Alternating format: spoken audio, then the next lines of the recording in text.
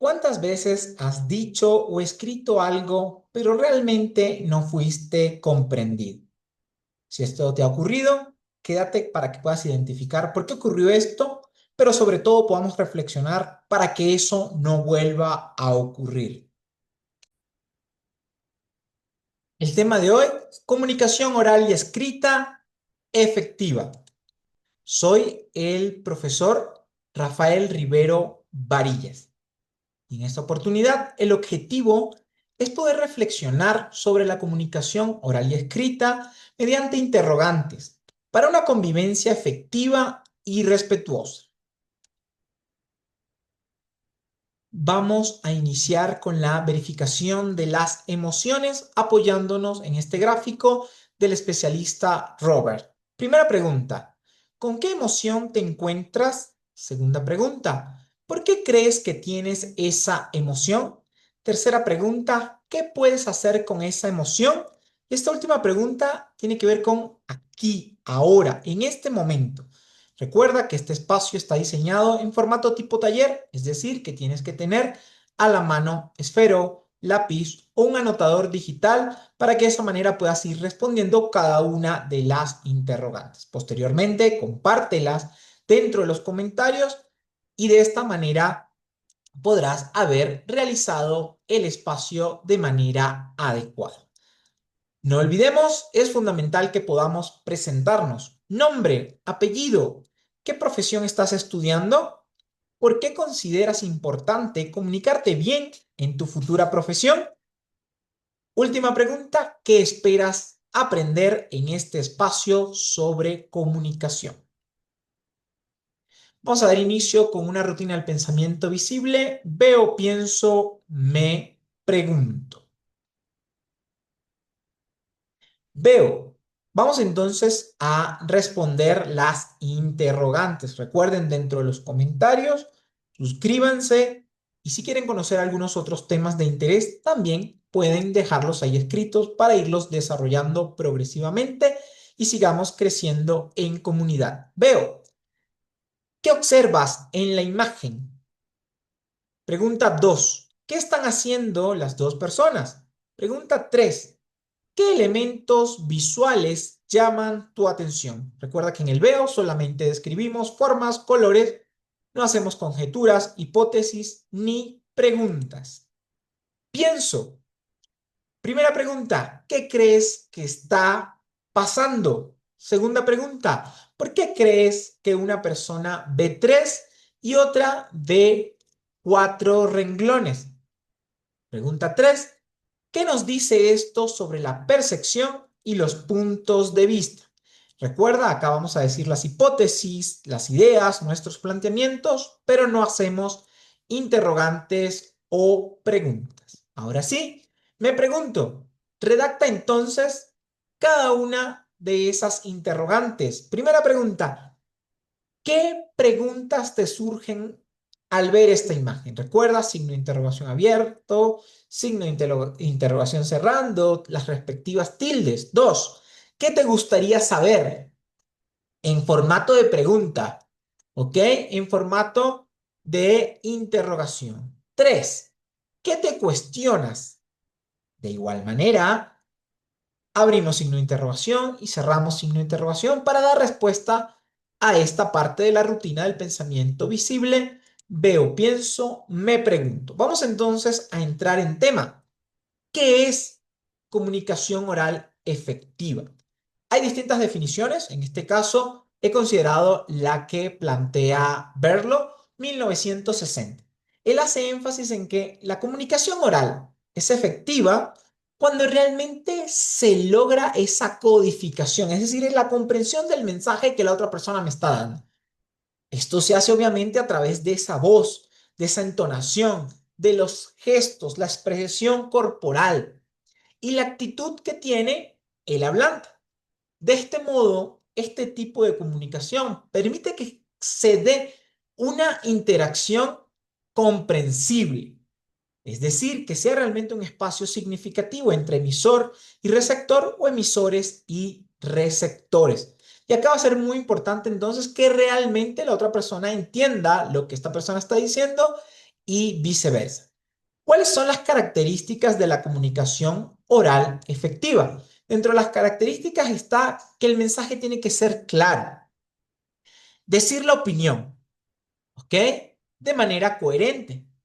Recientemente se ha dado una particularidad donde las personas dicen una opinión y luego terminan diciendo tal vez no, o dicen algo y terminan diciendo tal vez sí. Y esto lo único que hace es que realmente lo que se está expresando no sea claro. El mensaje tiene que ser claro y dependerá obviamente del entorno y el contexto donde esté. Algunas personas para que el mensaje sea claro dicen lo que quieren decir y a su vez incorporan lo que no están diciendo.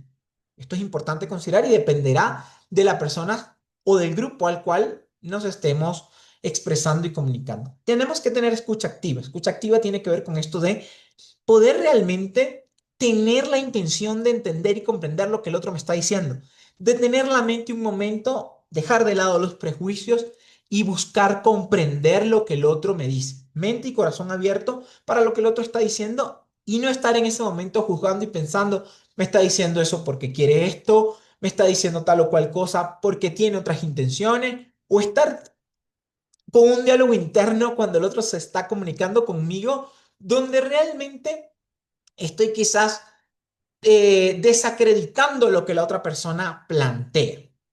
Es necesario hacer una retroalimentación. Para las personas en distintos países y partes del continente, o incluso regiones dentro del mismo país, una palabra, una expresión puede tener un significado diferente. Entonces, vamos a permitirnos preguntar, ¿a qué te refieres cuando hablas de escucha activa? ¿Qué es para ti la escucha activa? ¿Qué quieres decir cuando planteas escucha activa? Tenemos que ser bastante empático. Recordemos que no sabemos las emociones, las situaciones por las cuales está pasando el otro, y desde esa empatía permitirnos escuchar todo el planteamiento del otro, sin interrumpir, sin boicotear lo que está planteando, sin generar quizás controversia, sino permitir que el otro genuinamente se exprese y posteriormente a esto quizás decir nuestra opinión siempre en el marco de la armonía y del respeto. Es importante que seamos coherentes entre el lenguaje verbal y el no verbal. Y esto ocurre mucho en las exposiciones. Esto ocurre mucho también en las dramatizaciones institucionales, donde a veces están diciendo que estoy muy alegre, pero la expresión es de tristeza. O dicen que están muy entusiasmados, pero la expresión no va acorde. El mensaje no verbal no está vinculado con el verbal. Tiene que haber una coherencia. Y si se dan cuenta, poder hacer incluso cambios, pausas en la expresión, poner un poco más lento las partes donde quiera que la persona pueda ir generando una reflexión y quizás poderme acelerar o incluso subir el tono de voz en las partes que quiero puntualizar y reafirmar. Avancemos. Segunda, o mejor dicho, siguiente pregunta. ¿Cómo mejorar la comunicación efectiva? En este caso, esa comunicación oral para que sea efectiva. Al respecto, entonces, tenemos que ver el tono de voz, variar nuestra entonación según la intención, según el contexto, según lo que estamos expresando. Poder decir, enfatizar y mencionar los planteamientos que creemos y que queremos que el otro comprenda. Mantener el volumen adecuado, hablar muy bajo, hablar muy alto, en un entorno o en un sitio específico quizás puede no ser el más conveniente. Entonces por eso tenemos que ir viendo cuál es el tono más idóneo para que todos puedan escucharnos sin la intención de generar incomodidad. Ritmos y pausas. Esto tiene que ver con no hablar demasiado rápido, no hablar demasiado lento, pero si una persona habla demasiado rápido o demasiado lento, también comprender que hay muchas particularidades contextuales, históricas, étnicas y culturales. Hablamos distinto dependiendo de la zona que somos, de la región, de la parte del continente, del país, o también dependiendo de otras particularidades individuales. Las pausas nos permiten dar énfasis. Quizás hablar un poco más rápido también nos permite aprovechar, en cierta manera, el intervalo de tiempo que podamos tener. Es necesario que tengamos claridad, expresar esas ideas con el vocabulario acorde al público en el que estamos. Muchas veces los docentes con los que he trabajado me dicen que a los niños o a los infantes menores de inicial hay que hablarles con un lenguaje en particular. Yo creo que realmente hay que hacer con ellos un andamiaje, utilizar lenguaje técnico, pero irlo explicando qué significa para que el niño o la niña se apropien de este lenguaje. Creo que no es correcto tampoco decir que hay lenguajes solo por edades específicas. Todo lo contrario, eso genera, desde mi perspectiva, una brecha. Y luego cuando están en básica superior, luego cuando están en bachillerato, cuando llegan a la universidad, hay mucho de lenguaje técnico que no conocen, que no manejan por esa intención de tratar de que todo el lenguaje sea súper claro, mientras que la idea que planteo tiene que ver con esto de, bueno, uso el lenguaje técnico, pero voy explicando a su vez qué significa. Y así el otro también va comprendiendo a cabalidad de lo que estamos hablando. Sin embargo, hay que tener claridad contextual, coherencia y estructura. Poder realmente decir un discurso que tenga la estructura mínima idónea que suele también tener un texto escrito, una introducción, el desarrollo o planteamiento de una idea y sobre todo el cierre. Los conectores lógicos van a ser muy valiosos. Poder usarlos dentro de la estructura adecuada. Muchas veces el equipo docente por eso les da una lista de conectores.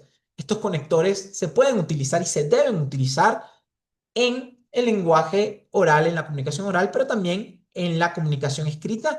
Y más allá de saber cuál es la estructura o a qué categoría pertenece cada conector, tiene que ver con esa apropiación y poder utilizarlo. El lenguaje corporal, súper valioso, súper importante, que esté acorde al momento, acorde a lo que digo, que haya una apertura corporal de intención de recibir la información del otro. Acá pueden leer un poco y profundizar más sobre PNL, en este caso lenguaje no verbal, ¿sí? La cara, lo que expreso con los brazos abiertos, mi postura incluso cuando estoy sentado o estoy de pie. Tener esa empatía y esa conexión con la audiencia. Este lenguaje sí tengo que mediarlo dependiendo del contexto y de las características incluso del público.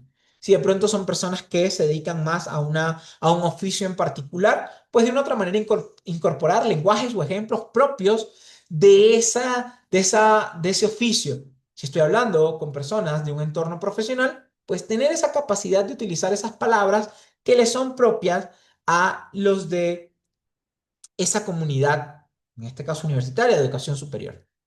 Escuchar con atención las intervenciones o preguntas. Poder tomar nota cuando alguien nos está preguntando es súper valioso. Escribir ese planteamiento que me está dando otro de mi idea va a permitir que de una u otra manera la comunicación sea bidireccional y mucho más armónica. Anotarlo sin el prejuicio, sin la idea de hay una segunda intención, sino genuinamente dar la información que el otro está solicitando. Demostrar siempre respeto por la diversidad, por el diálogo, por el planteamiento distinto. Recordemos que la intención de la comunicación es podernos expresar incluso, y más aún, con las personas que no piensan igual que nosotros. La precisión en este caso, eh, y que ese lenguaje que estamos usando sea conciso, ir al punto. ¿Qué se quiere? ¿Qué es lo que no se quiere? Evitar repeticiones, evitar frases irrelevantes, quizás tener cuidado con estas frases que de una otra manera están mandando un lenguaje opuesto, que están dando una información de inconformidad y que no va alineado con la intención que prevalece. Hay que tener claro cuál es la idea fundamental dentro de este proceso comunicativo. Si voy a utilizar ejemplos, deben ser concretos o ejemplos que realmente permitan la comprensión y no de pronto si estoy en una comunidad determinada que se dedique a un determinado sector y hablar de ejemplos que no son propios de ese entorno. Eso realmente no beneficia. Uso adecuado del lenguaje. cuidar la pronunciación, evitar los modismos. Los modismos tienen que ver, y parte de esta comunicación etaria tiene que ver con que, dependiendo de la edad que tenga, del entorno, de donde sea, utilizarán o no ciertas palabras. Actualmente esto se percibe mucho desde lo que se ve en redes sociales. Expresiones que salen por intervalos de tiempo específicos y que los usan usuarios o consumidores de redes sociales determinadas. Evitar las muletillas. El este va a ser súper importante. Para esto entonces tenemos que hacer un trabajo bastante consciente que nos permita justamente primero identificarlas. ¿Cuáles son esas muletillas que hago? ¿Cuál pudiese ser la palabra o las palabras a ir incorporando? ¿Qué puedo hacer para dejar de utilizar esas muletillas? No olvidemos que es importante la retroalimentación, poder hacer preguntas que me permitan verificar la comprensión de instrucciones, verificar la comprensión quizás de los contenidos y preguntas genuinas que den a entender qué se ha comprendido y qué no. Decir, todo está claro, no es una pregunta de retroalimentación. Hay que preguntar específicamente, en el caso de quienes somos docentes. A ver, chicas, chicos, ¿cuál es el objetivo de este espacio? Dígame con sus propias palabras cuál es el objetivo de este taller. Eso es una pregunta específica generadora. Y no, todo está claro. Obviamente la persona se va a ir por la respuesta más cómoda. Sí. ¿Algo no se entendió? No. Tenemos que hacer preguntas que realmente permitan ese feedback. Cuando me refería a empatía, ¿cuáles fueron los aspectos más relevantes que llamaron tu atención? De esa manera podemos generar una retroalimentación realmente valiosa.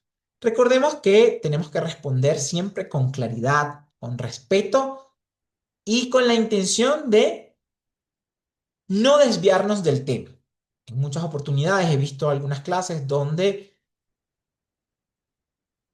el tema se pierde, donde el ejemplo es demasiado extenso y perdemos a los estudiantes porque realmente no logramos vincularlo de manera rápida con lo que se está diciendo. No quiero decir con esto que no es valioso la experiencia o alguna historia propia. Todo lo contrario, hay una estrategia que se llama storytelling y tiene que ver justo con decir esas historias, pero esas historias tienen que tener un porqué, una vinculación directa con el tema. Vamos ahora entonces a responder la siguiente pregunta dentro de los comentarios. En tu entorno laboral o educativo, ¿qué tipo de comunicación oral predomina? Y acá vamos a ver entonces un ejemplo. Recuerda, dentro de tu entorno educativo, la opción A, inicio, nudo, desenlace o inicio, desarrollo, cierre, es decir, una información lineal. Saludos. La presente es para informar que gracias o quedo atento ante su información. Final. O por el contrario, es más bien del tipo B. Empieza con un antecedente, luego el antecedente va el inicio, luego este inicio empieza con otra parte quizás de un relato alterno, luego se va a un nudo, al nudo de lo que quería mencionar, luego plantea otra historia, luego dice el desenlace. ¿Cómo es entonces el tipo de comunicación que predomina en tu entorno laboral o educativo? Esto nos va a permitir también a nosotros ir viendo cuál es nuestra forma y cómo deberíamos hacerlo. Seguimos avanzando. ¿Qué es comunicación escrita efectiva? Ahora vamos entonces a la parte escrita de la comunicación. Al respecto, Casani, 1999, plantea que escribir bien implica no solamente todo ese dominio gramatical y ortográfico, que es muy valioso, porque recuerden que según la tilde, según la ortografía de la palabra, pues va a cambiar el sentido. Pero aunado a esto, Casani también menciona que tiene que ver con ese adaptar el texto a la situación comunicativa. No es lo mismo si le escribo por chat a un amigo o una amiga un familiar cercano que si le estoy escribiendo, en este caso, al rector, a la rectora de la universidad o al gerente general de la organización donde trabajo, ¿sí? Donde me desenvuelvo laboralmente. Ese texto tiene que estar adecuado al contexto y a la persona, obviamente también al medio por el cual estoy escribiendo. Y la intención principal es lograr una interacción que sea significativa para ambas personas, es decir, realmente sea grato y por el contrario sea eficaz. ¿Qué tiene que ver con, qué tiene que ver la eficacia acá? La eficacia tiene que ver con lograr ese objetivo. Quiero una información y la necesito, que me la puedan enviar. Estoy informando algo que el otro comprenda que le estoy informando. Estoy planteando situaciones que otra persona dijo y no yo sobre un aspecto de un proceso, pues eso tiene que quedar claro y de esa manera entonces estaríamos cumpliendo con la parte significativa y de la eficacia. ¿Cuáles son las características de la comunicación escrita efectiva? La claridad, la coherencia y la ortografía. La claridad en lo que se quiere decir. Inicio, desarrollo, cierre. Saludos, información o solicitud. O información y solicitud. Y despedida de manera puntual. Coherencia. Coherencia en lo que estoy planteando. Si estoy diciendo un argumento, la idea es que lo respalde hasta el final. Si por el contrario tengo duda al respecto, pues que también quede claro que hay una duda al respecto y que por eso estoy solicitando información de quizás la otra persona. No olvidemos la parte de la ortografía, las tildes, la acentuación, la puntuación. De una u otra manera eso va a permitir entender si eso fue en pasado, en presente, si será en futuro, si ocurrió, si está ocurriendo, si va a ocurrir. Y esto es muy, pero muy importante. La parte gramatical y la adecuación. Recordemos que tenemos que adecuar en función de los contextos, de a quién va dirigido, del formato en el cual estoy escribiendo. En este caso, y muy particularmente, les voy a solicitar que los comentarios que dejen estén adecuados a este espacio. La idea de este canal principalmente es que sea una comunidad de aprendizaje, una comunidad universitaria que nos permita intercambiar ideas. Por ende, es un espacio formal donde tenemos que escribir y ser cuidadosos con el uso de tildes, ortografía, signos de puntuación, para lograr una mayor comprensión, para lograr un mayor entendimiento. ¿Por qué es importante la comunicación escrita efectiva? Pues la importancia tiene que ver con que realmente permite que nosotros mismos seamos capaces de aclarar nuestro pensamiento. Permite que nosotros mismos hagamos visible lo que pensamos de un tema. Me invento de filosofía, de sociología, de pedagogía. Permite que podamos nosotros fortalecer también esa credibilidad profesional y esa credibilidad académica. Demostrarle al otro que somos conocedores de la lengua escrita, sea porque somos nativos o sea porque es nuestra segunda lengua, pero que podemos ser capaces de expresarnos de manera correcta y sobre todo con responsabilidad. Como decía antes, no es lo mismo si estoy mandando un correo, si estoy escribiendo un chat, si estoy participando en un canal educativo, si estoy, por el contrario, escribiendo un comentario en un podcast recreativo que me agrada. Esto tiene que ver entonces con ese profesionalismo, con la responsabilidad que amerita o que lleva el caso. Poder tener el dominio del lenguaje propio para cada uno de los distintos conceptos y para cada uno de los distintos momentos. Facilitar la comunicación académica y facilitar la comunicación laboral es una de las importancias de la escritura efectiva. Que todo quede claro, que no generemos dudas, que evitemos enredos.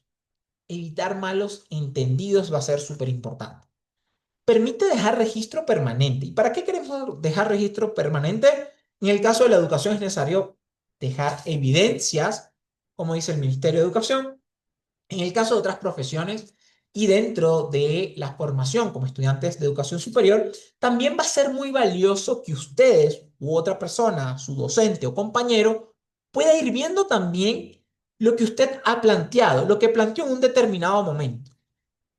Y luego usted puede incluso ir y volver a leer ese texto y darse cuenta de cómo ha cambiado su pensamiento.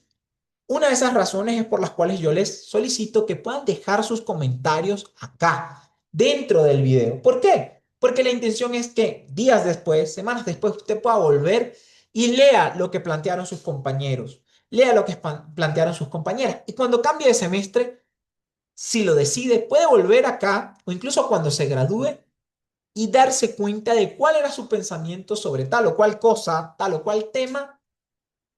Y de esa manera calibrar qué tanto ha cambiado, identificar el nivel de cambio que ha tenido su propio pensamiento. Acá es donde llegamos entonces al aprendizaje autónomo. Cuando me he percatado de cuál ha sido la curva de aprendizaje que ha tenido mi comunicación escrita, implica también entonces que nos apropiamos y vamos a buscar estrategias nosotros mismos, sin que me diga el docente, o quizás el docente solo me sugiere, pero soy yo quien busca mejorar esos aspectos que he visto en mi escritura que son necesarios cambiar. De pronto escribo con muchos coloquios. ¿Cómo hago para escribir con lenguaje formal? De pronto no uso tildes. ¿Cómo hago para identificar cuáles llevan tilde? De pronto uso las tildes, pero la uso de manera inadecuada. Todos esos aspectos van a permitir que realmente nos apropiemos de, en este caso, la comunicación o lengua escrita. ¿Cómo podemos mejorar la comunicación escrita para que realmente sea efectiva? Pues tenemos que escribir con claridad, es decir, expresar esas ideas de manera directa, lineal, comprensible. Recordemos que cuando estoy hablando de este tipo de comunicación, justo estoy haciendo referencia a este tipo de entornos académicos, laborales, y no tiene nada que ver con la literatura desde la perspectiva de estos textos literarios de historia, imagen, mágicas, nada que ver, ¿sí? En este tipo de formato, por eso hablamos de inicio, desarrollo, cierre. Si usted estuviese redactando un texto de literatura, pues obviamente puede empezar por el final. Eso es otra cosa, eso es otro planteamiento, eso es otra arista de la comunicación, en este caso de la redacción escrita. Vamos a evitar ser ambiguos, ¿sí? Vamos a evitar decir dos ideas a la vez. Esto es blanco y negro. Esto puede ser blanco y gris. Vamos a tratar de que realmente podamos marcar una postura específica sobre un tema en particular. Eh, Usemos tecnicismo, si estamos en entornos universitarios, usemos las palabras técnicas acorde a nuestros entornos laborales y si no es necesario porque estamos en otros entornos, pues en ese caso usemos un lenguaje neutro o formal, pero quizás no tan técnico para que también la otra persona pueda comprenderme. Evitar las frases largas. He visto en textos que quieren decir todas las ideas en un solo párrafo. Recuerden que para eso tenemos los distintos tipos de párrafos. Párrafo introductorio, párrafo argumentativo, párrafo descriptivo. Cada uno de los párrafos tiene una función. Y la idea es que podamos ir desarrollando, si son muchas ideas, cada idea en un párrafo. Tiene que haber una coherencia. Sin duda, es importante realmente que haya una secuencia lógica entre las oraciones y entre los párrafos. Y si tenemos dudas de cuáles son los elementos de la oración, busquémoslo. Si tenemos duda de cuál es la estructura de un párrafo, es necesario buscarla para que de esa manera nos podamos realmente apropiar. No se olviden de que está la lista de los conectores discursivos, los conectores gramaticales, más allá de saberse la categoría de que si es un conector de adición o suma, que si es un conector de contraste, ejemplificación. Lo valioso realmente de la lista de los conectores es que la usen. Y a medida que lo usan, también se lleven de esta manera de escribir, lo tomen, desde mi sugerencia y recomendación, como parte de su comunicación oral. Porque de esta manera entonces va a haber una congruencia entre lo que escribo y lo que pienso, lo que escribo y lo que digo. Cohesión tiene que ver con esa relación adecuada entre las partes que tiene el texto. Es decir, poder identificar los sinónimos, los conectores que necesito, los pronombres personales.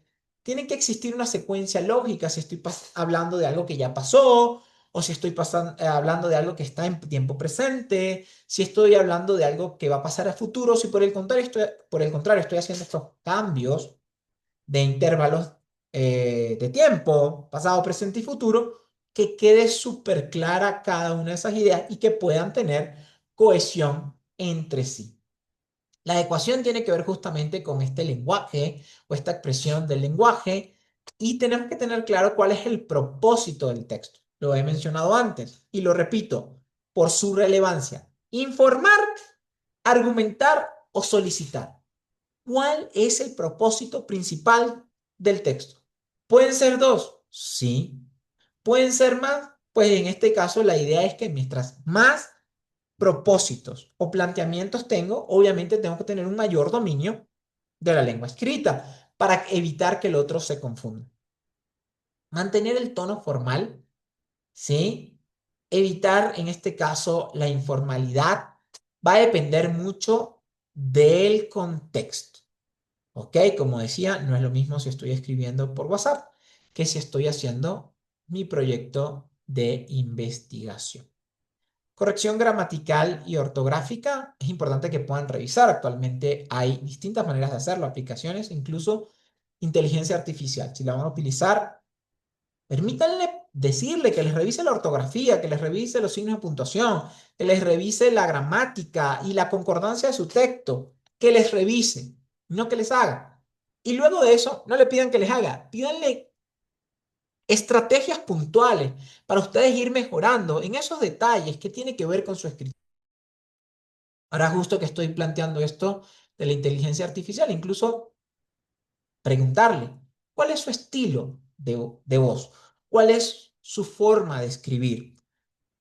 Hay distintos estilos, hay distintas formas. Es súper importante que ustedes puedan conocer cuál es esa particularidad de su escritura, que esto va a estar vinculado con personalidad, con antecedentes históricos, familiares, socioculturales, y esto es valioso que ustedes sean súper conscientes de eso.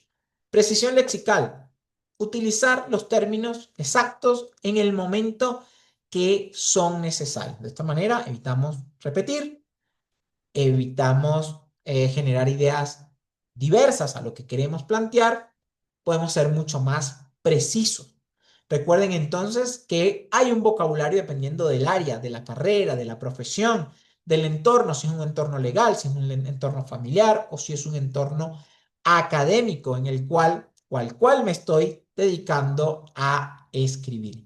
El dominio de esa variación hace que la persona sea un escritor experto, ser capaz de distinguir los contextos y a quienes van dirigidos de una u otra manera nos va a dar una gran ventaja al respecto. Estructura formal, introducción, desarrollo y conclusión bien definido.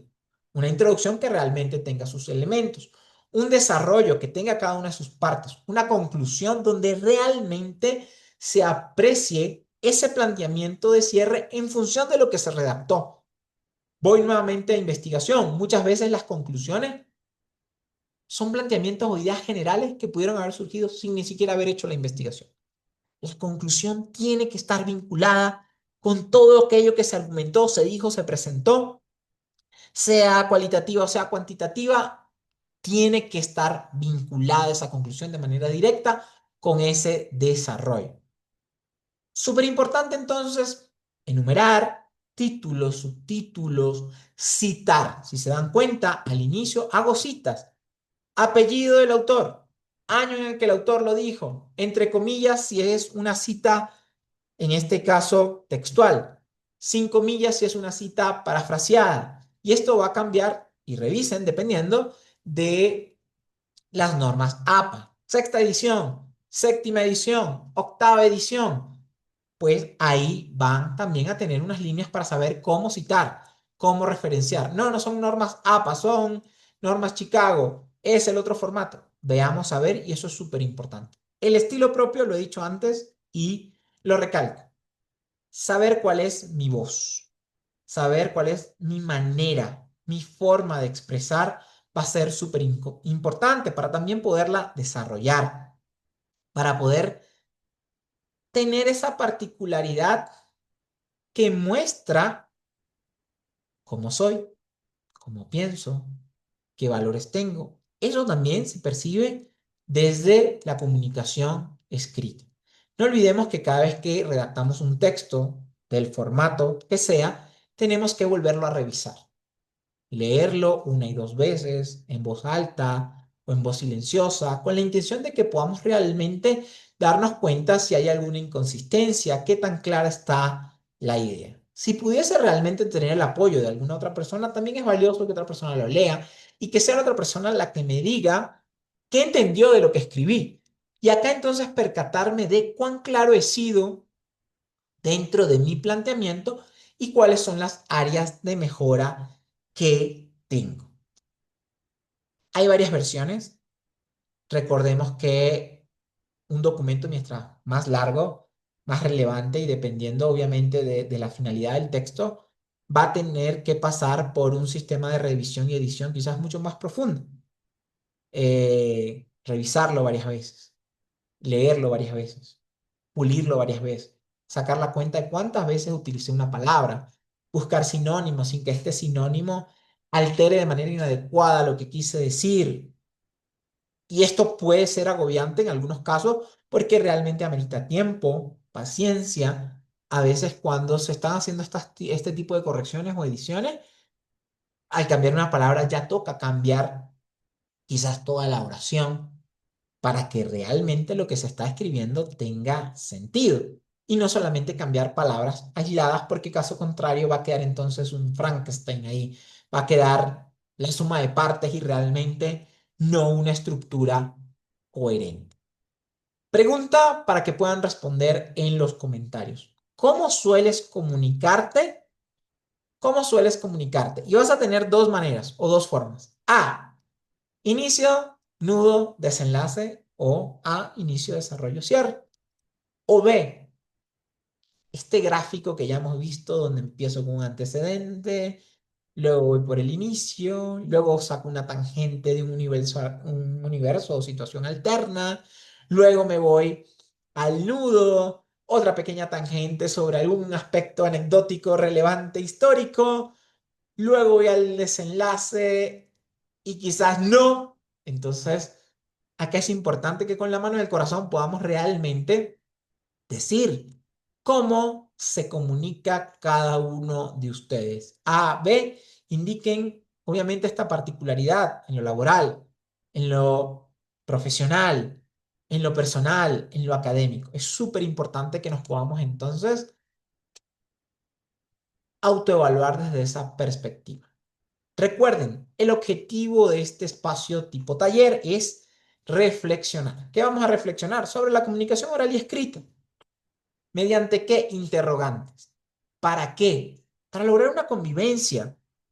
Que esa convivencia sea efectiva y sobre todo respetuosa. Efectiva porque realmente cada una de las partes necesita comunicar sus ideas, sus opiniones. Y respetuosa porque recuerden que es valioso poder mantener la armonía ante la diversidad y eso hace falta actualmente.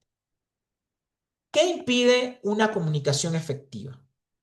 Vamos a ir viendo lo que impide entonces la comunicación efectiva para que podamos evitarlo. Ruidos físicos o ambientales. Si usted está estudiando de manera presencial, virtual, online, sincrónica o asincrónica, es importante que usted pueda estar en un lugar donde no haya tanto ruido o utilizar audífonos. No es un lujo. Si estoy en un aula y este espacio es presencial, pues la idea o la idea es que la oficina o el aula realmente sea un ambiente donde no haya tanto ruido. Recordemos que también otra limitación es la incomodidad emocional. Si me siento triste, frustrado, deprimido, melancólico, pues esa incomodidad emocional va a afectar la comunicación. El prejuicio, si el otro me está informando o si el otro me mandó un correo y yo lo estoy leyendo desde, esto no es verdad, lo que me está diciendo es mentira, quieres que yo le haga su parte o su trabajo, ese prejuicio va a hacer que yo no termine de entender lo que el otro me quiere plantear. O si yo estoy dando una idea, no va a permitir que yo realmente pueda darla con claridad. Lenguaje inadecuado. Utilizar palabras eh, incorrectas, incorrectas de la perspectiva del entorno. Ejemplos fuera de lugar. Historias que no están vinculadas con el tema que se está planteando. La falta de atención. Si no estoy prestando atención a lo que estoy escuchando o a lo que estoy leyendo, si no estoy con conciencia plena, pues realmente va a ser muy difícil que termine de comprender eso que se me está indicando.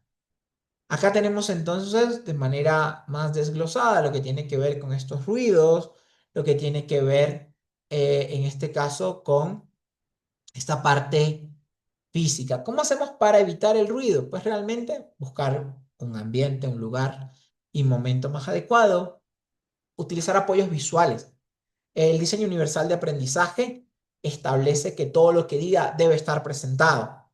No es generar una lectura, pero sí es buscar que la persona pueda tener los distintos medios para que le llegue la información, sea visual, sea auditiva, sea kinestésico, deben ser todos.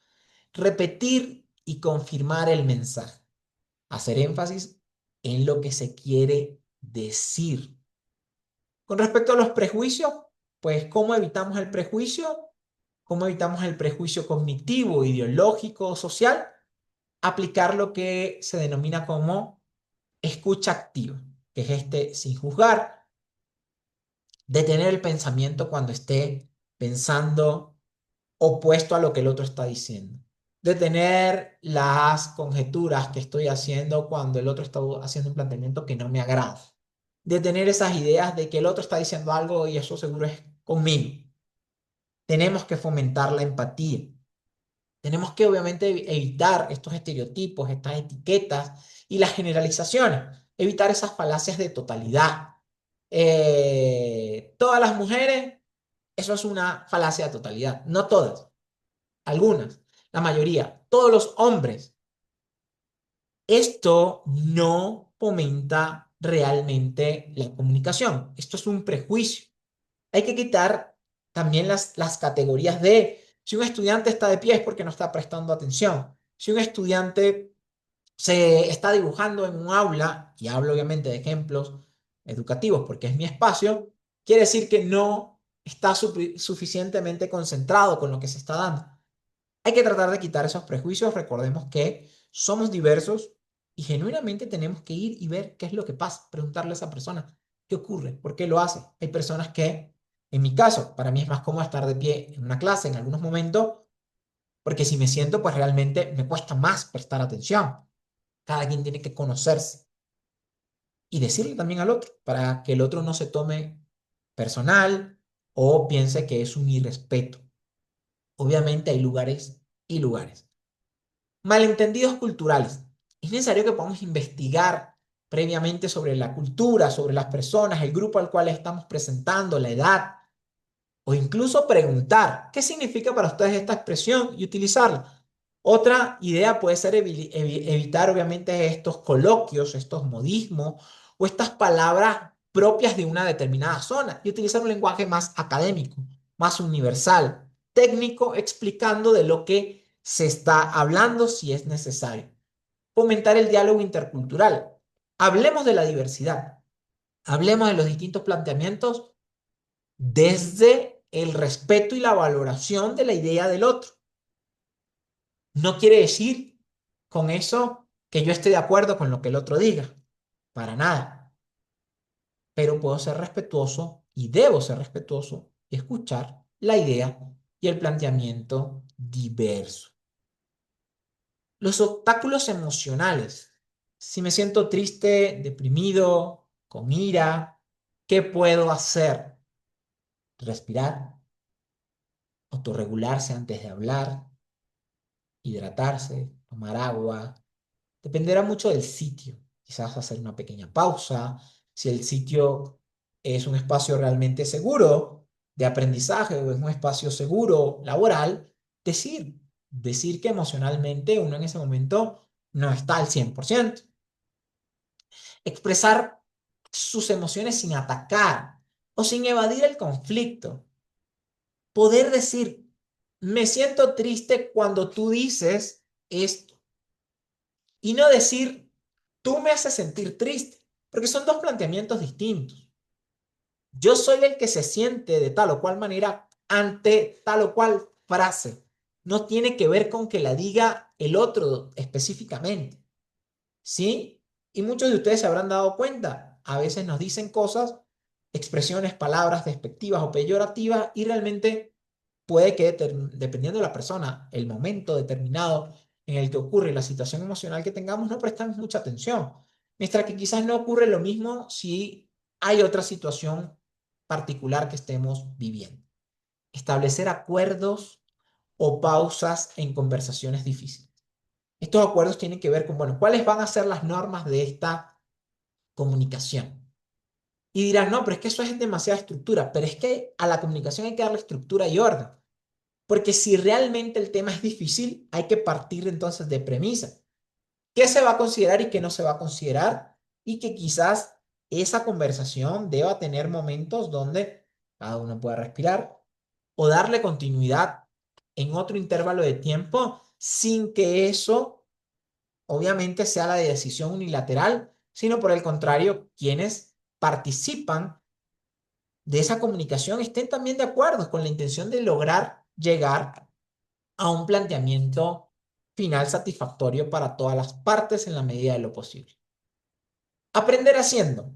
En este momento ustedes van a escribir una definición de los siguientes tipos de escritura. En este caso, recuerden incluir el autor y el año de cada definición.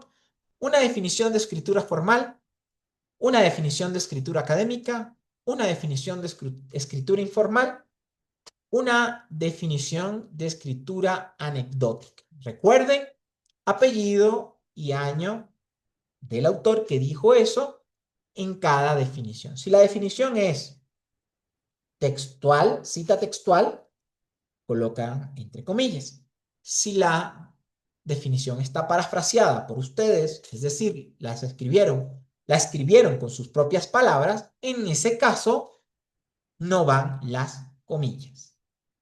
Describe tres diferencias entre escritura académica y la escritura informal. Redacta tres oraciones. Estas tres oraciones tienen que estar escritas dentro de la perspectiva académica, es decir, tres oraciones con escritura académica en tercera persona.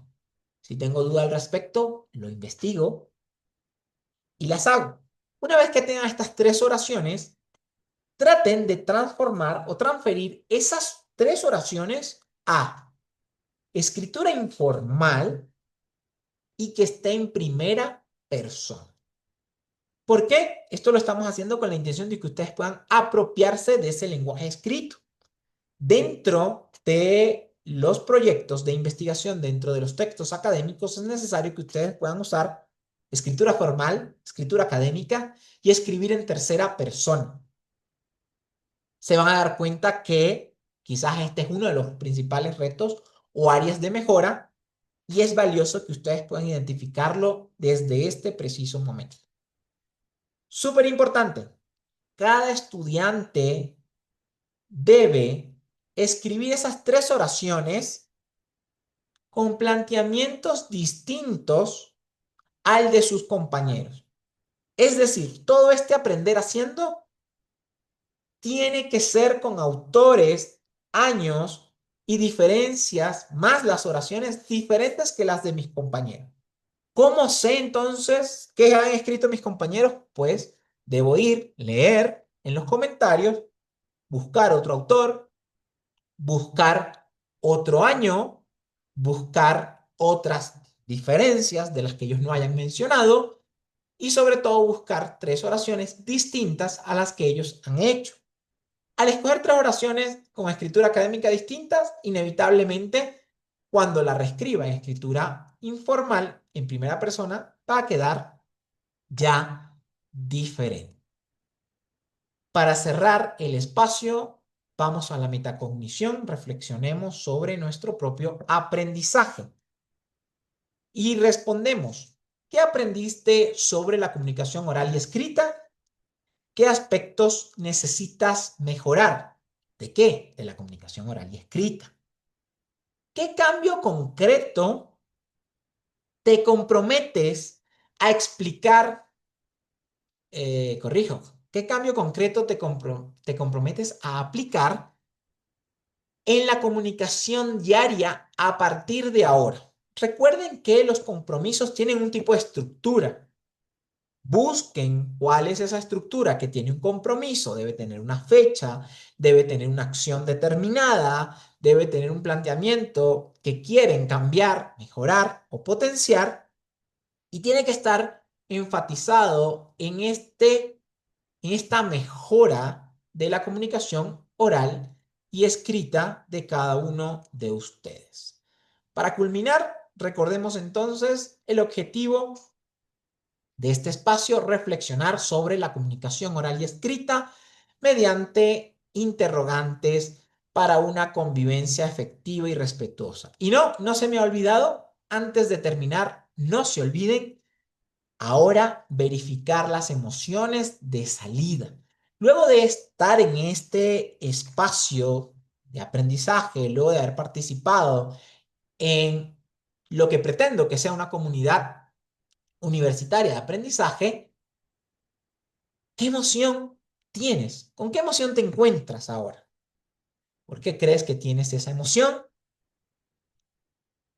¿Qué puedes hacer con esa emoción en este preciso instante y en este preciso momento? Recuerden que esto va a ser súper valioso para que cada uno de ustedes pueda también desarrollar sus habilidades socioemocionales, que son parte fundamental dentro de los requerimientos del siglo XXI. Hemos concluido. Cuídense mucho. Recuerden dejar sus comentarios. Hasta la próxima. Chao, chao. Se despide profesor Rafael Rivero Varillas.